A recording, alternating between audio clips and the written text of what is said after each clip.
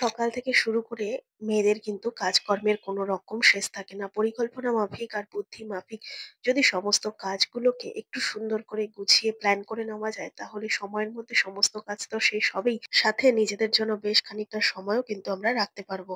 তার জন্য দরকার বেশ কিছু ছোট, ছোট টিপস। আর আজকে সেই রকমই বেশ কিছু টিপস তোমাদের সাথে শেয়ার করবো, যেগুলো দেখলে প্রত্যেকের উপকার হবে। চলো তাহলে ভিডিওটা শুরু করা যাক। বন্ধুরা, আমাদের প্রত্যেকের ঘরে যে চেয়ারগুলো থাকে, সেই চেয়ারগুলো যদি দীর্ঘদিন এভাবে দেয়ালের মধ্যে হেলান দিয়ে রাখা হয়, খেয়াল করে দেখবে সেই দেয়ালের কিন্তু রং চটে যায়। আবার সেই জায়গাটা নতুন করে রিপেয়ার করতে হয়। দেখতে এতটাই বাজে লাগে, রঙও উঠে যায়, সাথে দেয়ালের কিন্তু ক্ষতিও হয়। তাই এইরকম ভাবে স্টিলের বা কাঠের বা যেকোনো ধরনের চেয়ার যদি আমাদের দেয়ালের মধ্যে হেলান দিয়ে রাখতেই হয়, তাহলে কোনো একটা গার্ড হিসেবে কাভার মতো পরিয়ে দেওয়া দরকার। তার জন্য এখানে নিয়ে নিয়েছি এরকম একটা পুরোনো গেঞ্জি। আর এরকম পুরোনো গেঞ্জি যদি তোমরা এরকম এই পিছনের হেলান দেওয়া জায়গাটার মধ্যে পরিয়ে দিতে পারো, তারপর দেখো যদি এরকম ভাবে পিছনে দেয়ালের মধ্যে তোমরা গার্ড হিসেবে রাখো, সেক্ষেত্রে দেখবে দেখতে তো ভালো লাগবেই, সাথে কিন্তু এই কাভারটা পড়ে নড়ে সরে যাওয়ারও ব্যাপার থাকবে না। আর খুব সুন্দর মতো কিন্তু দেয়ালটা প্রোটেক্ট হবে, আর দেখতেও ভালো লাগছে। তো এইভাবে যদি আমরা চেয়ারটাকে অর্গানাইজ করে নিই, তাহলে দেয়ালটা তো বাঁচবেই, সাথে জিনিসটা কিন্তু দেখতেও ভালো লাগবে।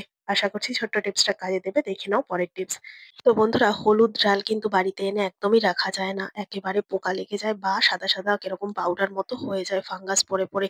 কিভাবে হলুদ ডাল আনলে সংরক্ষণ করব যাতে অনেকদিন পর্যন্ত ভালো থাকে, সাথে কোনো রকম পোকা না লাগে বা ফাঙ্গাস না পড়ে?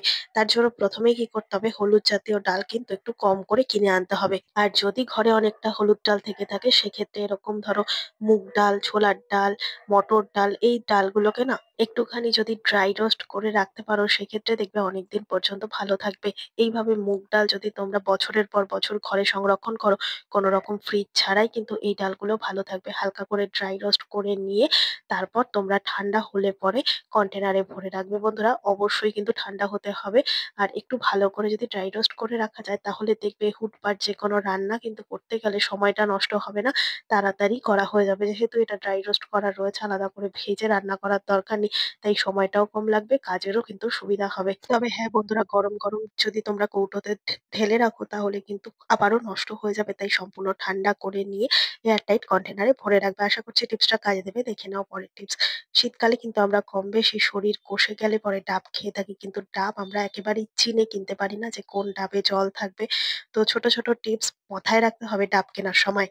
তার জন্য প্রথমেই দেখতে হবে ডাবটা গোল কিনা। অনেক সময় ডাব হয় লম্বাটে ধরনের, লম্বাটে ধরনের ডাবে কিন্তু একেবারেই জল থাকে না। আর ডাবের গায়ে এরকম ব্রাউন কালার ছিটে, ছিটে দাগ আছে কিনা এটাও লক্ষ্য রাখতে হবে।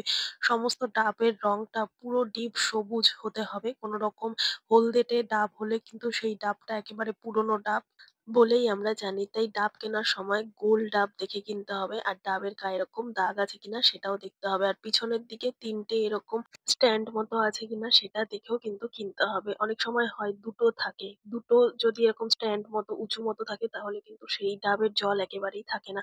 আবারও অনেক সময় দেখা যায় যে ডাবের গায়ে না কালো, কালো ছিটে, ছিটে, তখনও কিন্তু সেইরকম ডাব আমরা কখনোই কিনবো না। এবার ডাব কেনার সময় আমরা অনেকেই ডাবের মুখটা কাটতে গেলে দেখা যায় যে অনেক জল কিন্তু বাইরে পড়ে যায়। কিভাবে ডাবের মুখটা কাটবো গোল করে সুন্দর করে, যাতে করে কোনো রকম জল কিন্তু একেবারেই পড়ে যাবে না। তার জন্য নিয়ে নিয়েছি এখানে একটা পিলার। আর এই ধরনের পিলার, যে সবজির খোসা ছাড়ানো হয়, সেই পিলার দিয়ে মুখের কাজটা কি করতে হবে, হালকা করে এভাবে গোল করে কেটে নিতে হবে। এইভাবে যদি গোল করে কেটে নেওয়া যায়, তাহলে একেবারে তো জল পড়বেই না, সাথে খুব সুন্দর মতো না একটা গোল ভাবে আমরা কেটে নিতে পারবো। আর এইভাবে যদি কেটে নিই, দেখো বন্ধুরা, খুব সহজেই আমরা গোল মতো করে কেটে নিতে পারলাম। কোনো রকম ছুরি বা কোনো রকম দায়ের দরকার পড়লো না মুখটা কাটার জন্য। যখন আমাদের প্রয়োজন হবে এটা ঢাকনার মতো আটকে দেবো, যখন দরকার হবে তুলে নিয়ে খেয়ে নেবো। তো এইভাবে যদি আমরা ডাব কেটে নিই, তাহলে অনেকটাই সুবিধা হবে। টিপসটা ভালো লাগলে লাইক করে দিও। দেখে নাও পরের টিপস। বন্ধুরা, বাচ্চাদের এইরকম জিন্সের প্যান্ট হোক বা বড়দের যে কোনো ধরনের প্যান্ট, কোমরে যদি এরকম এলাস্টিক থাকে, সেই প্যান্ট গুলো দেখবে এতটাই মোটা এলাস্টিক থাকে না, নতুন অবস্থায় পড়তে গেলে কোমরে ভীষণ পরিমাণে ইচিং হয়, জ্বালা করে। কেননা এই যে এলাস্টিকটা রয়েছে, সেই এলাস্টিকটা না কোমরে ভীষণ পরিমাণে একটা অস্বস্তি সৃষ্টি করে। বাচ্চাদের ক্ষেত্রে হলে বাচ্চারা কোনোভাবেই কিন্তু কমফোর্ট ফিল করে না। তো এই ধরনের নতুন কিনে আনা যেকোনো প্যান্ট আমরা কিভাবে লুজ করব, যাতে পড়তে গেলে আমাদের শরীরে কোনো রকম ভাবে কোনোভাবে অস্বস্তি না তৈরি হয়। আমরা অনেকেই আছে এই ধরনের প্যান্ট না একটুখানি গরম জলে ভিজিয়ে রেখে তারপর পরি। তাতে অনেক সময় কাপড়ের কোয়ালিটি বা কালার উঠে যাওয়ার সম্ভাবনা থাকে ১ম এই। তার জন্য এরকমভাবে একটা যেকোনো ধরনের জার বা কন্টেনার একটু বড় কন্টেনার নিয়ে নিতে হবে। এবার সারা রাতের জন্য এইরকমভাবে প্যান্টটাকে এই কন্টেনারের মধ্যে তোমরা পরিয়ে দেবে। এইভাবে পরিয়ে রাখলে কি হবে যে টাইট ব্যাপারটা আছে সেটা না ছেড়ে যাবে। এরকম ১ রাত বা ২ রাত যদি তোমরা পরিয়ে রাখতে পারো তাহলে দেখবে বন্ধুরা এলাস্টিকটার যে একটা টাইট ব্যাপার ছিল বা এলাস্টিকটা পড়লে কোমরে যে একটা ইচিং হতো সেই জিনিসটা কিন্তু খুব সহজেই আমরা রিলিফ পাবো। আর বাচ্চাদের ক্ষেত্রে ভীষণই কিন্তু সুবিধা হবে। টিপসটা ভালো লাগলে লাইক করে দিও। দেখে নাও পরের টিপস। পেঁয়াজ কলির তো সিজন। এখন তো পেঁয়াজ কলি ভাজা আলু দিয়ে ভালোই লাগবে। কিন্তু পেঁয়াজ কলি এতটাই সরু, সরু হয় যে একটা, একটা করে কাটতে গেলে সময় নষ্ট হয়। আর একবারে যদি না কাটা যায় সেক্ষেত্রে না আমাদের কাজ করতেও অনেকটা দেরি হয়। কিভাবে পেঁয়াজ কলি কাটলে পরে প্রত্যেকটা পেঁয়াজ কলির মাপ একরকম হবে, সাথে ছড়িয়েও যাবে না, বাইন্ডিংটা এক থাকবে। আর কিভাবে পেঁয়াজ কলি কাটলে আমাদের কাজটা করতে অনেকটাই সুবিধা হবে। একেকটা মাপও ছোট বড় হবে না। এখানে দেখতে পাচ্ছ একেকটা মাপ কিন্তু একেক রকম হয়েছে যেহেতু ছড়িয়ে ছিটিয়ে যায় পেঁয়াজ কলি কাটার সময়। তার জন্য ১ম এ পেঁয়াজ কলি বা ডাঁটা বা এই ধরনের বিনস বা লম্বা জাতীয় কোনো সবজি একটা, একটা করে না কেটে এরকম নিচের দিকে বাইন্ডিং করে নিতে হবে একটা রাবার ব্যান্ডের সাহায্যে। এবার এই রাবার ব্যান্ডটা নিচের দিকে রেখে যদি তোমরা এইভাবে সবজিগুলো লম্বা ধরনের যেকোনো সবজি কেটে নিতে পারো, তাহলে দেখবে বন্ধুরা একসাথে সমস্ত সবজি কাটা হয়ে যাবে। যার জন্য কোনো রকম আমাদের কিন্তু কাজ করতে অসুবিধা হবে না, চারিদিকে ছড়িয়ে যাবে না। আর প্রত্যেকটা সবজি কিন্তু একই রকমভাবে কাটা যাবে, একই রকমভাবে মাপ হবে আর সাথে কিন্তু কাজটা করতে অনেক বেশি সুবিধা হলো। দেখতে পাচ্ছ বন্ধুরা কত সহজে কিন্তু সমস্ত পেঁয়াজ কলিগুলো আমরা খুব সহজে কেটে নিতে পারলাম। তাই এই ছোট, ছোট টিপস গুলো না আমাদের সংসার জীবনে অনেকটাই কাজে লাগবে। ভালো লাগলে প্রত্যেকের সাথে শেয়ার করতে ভুলবে না। আর এই ধরনের ছোট, ছোট টিপস পেতে অবশ্যই চ্যানেলটাকে সাবস্ক্রাইব করে পাশে থাকবে। তো দেখে নাও পরের টিপস। বন্ধুরা আমাদের প্রত্যেক মহিলার কাছেই এমন বেশ কিছু শাড়ি থাকে যেগুলো কিনা পুরনো হয়ে যায়। আর এই পুরনো হয়ে যাওয়া শাড়িগুলোকে আমরা কোনো কাজেই কিন্তু লাগাতে পারি না।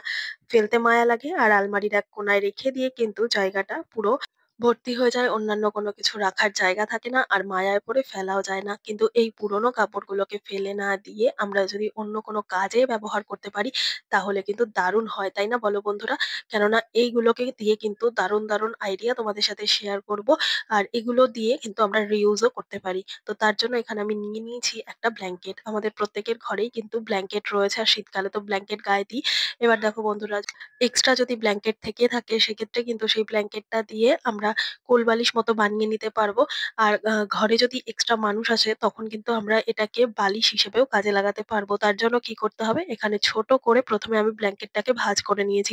ভাঁজটা এমনভাবেই করতে হবে ঠিক যেমন রোলের মতো ভাঁজ করা হয় ঠিক সেভাবে। রোলের মতো ভাঁজ করে নিয়ে এবার এই রোলের ভাঁজটা তো বারবার ভেঙে যাবে না?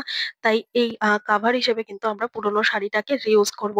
তার জন্য পুরোনো শাড়িটাকে এভাবে ছোট করে খুলে নিলাম। আর খুলে নেওয়ার পর কি করব? এই ব্ল্যাঙ্কেটটাকে যে রোল মতো ভাঁজ করে নিয়েছি এই ব্ল্যাঙ্কেটটাকে এই শাড়ির মধ্যেখানে দিয়ে এবার সাইড দিয়ে এই কাপড়টাকে পেঁচিয়ে দেবো। তোমরা বন্ধুরা যতক্ষণ না নিজেরা এই জিনিসটা করবে ততক্ষণ বুঝতে পারবে না যে এই ব্ল্যাঙ্কেটটাকে আমরা কতভাবে কাজে লাগাতে পারছি। একে তো গায়ে দিচ্ছি, সাথে কিন্তু আমরা এটাকে দিয়ে কোলবালিশেরও কাজ করতে পারছি। তাই এক্সট্রা যদি কম্বল থেকে থাকে তাহলেও করতে পারো। বাড়িতে এক্সট্রা মানুষ আসলে তখনও করতে পারো।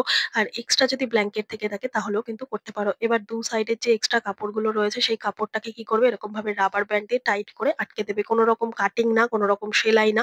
এইরকমভাবে সুন্দর করে যদি পুরোনো আ শাড়িকে আমরা রিউজ করতে পারি কোথাও গিয়ে আমাদের অনেকটাই সুবিধা হচ্ছে। দেখতে পাচ্ছ বন্ধুরা কত সহজে কিন্তু একটা কোলবালিশ বানিয়ে নিতে পারলাম। তাও আবার কোন রকম না কাটাকাটি না সেলাইয়ের ঝামেলা ছাড়া। তো এইরকম ভাবে কিন্তু পুরোনো কাপড়কে আমরা রিউজ করতেই পারি। আরো এক ধরনের আইডিয়া তোমাদের সাথে শেয়ার করব। এখানে দেখো নিয়ে নিয়েছি সেই শাড়িটা। এবার এই শাড়িটাকে এরকম ছোট্ট করে আমি ভাঁজ খুলে নিচ্ছি। তো ছোট করে ভাঁজ খুলে নেওয়ার পর এর মধ্যে আমি দিয়ে দেবো ঘরে থাকা এক্সট্রা আরো অন্যান্য শাড়িগুলো। তোমাদের কাছে এক্সট্রা যদি শাড়ি থাকে শাড়ি দিতে পারো, পুরোনো ছোট হয়ে যাওয়া জামাকাপড় দিতে পারো। এরকম মোটা করে বেশ কিছু দিয়ে দাও। আর দারুণ এটা কিন্তু শীতকালের জন্য দারুণ একটা জিনিস তৈরি হবে। তোমরা ভাবতে পারবে না যতক্ষণ না তোমরা এটা বানাবে। এবার চারধার দিয়ে কাপড়গুলো ভেতরে মোটা কাপড়গুলোকে দিয়ে চারধার দিয়ে কাপড়টাকে এইভাবে এক্সট্রা গুলো মুড়িয়ে নিয়ে এবার মাথার দিকটা এরকমভাবে একটা রাবার ব্যান্ড দিয়ে আটকে দাও। এটা না একটা ফ্লোর ম্যাট মতো তৈরি হলো।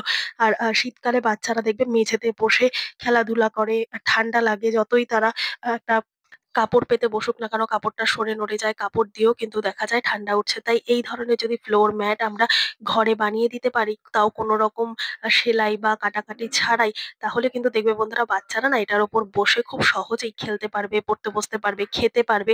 এটা কিন্তু এতটাই মোটা যে ঠান্ডা ওঠার কোনো রকম, মেঝে থেকে ঠান্ডা ওঠার কোনো রকম ব্যাপার থাকবে না। তাই খুব সহজে কিন্তু এটা আমরা বানিয়ে নিতে পারি। আর ফেলে না দিয়ে যদি এইভাবে আমরা কাপড়গুলোকে রিউজ করতে পারি, সেক্ষেত্রে আমাদেরই অনেকটা সুবিধা হচ্ছে। যেরকম দেখো ফেলে তো দিতে হচ্ছেই না, সাথে কিন্তু এটাকে আমরা রিউজও করতে পারলাম। তো আশা করছি আজকের এই ছোট ছোট টিপস গুলো তোমাদের অনেকটাই কাজে দেবে। ভালো লেগে থাকলে লাইক, কমেন্ট, শেয়ার করে পাশে থাকবে ভিডিওটা। কে কোথা থেকে দেখছো কমেন্ট করে জানাতে ভুলবে না। দেখা হবে আবারও অন্য কোনো ভিডিওর সঙ্গে। ধন্যবাদ।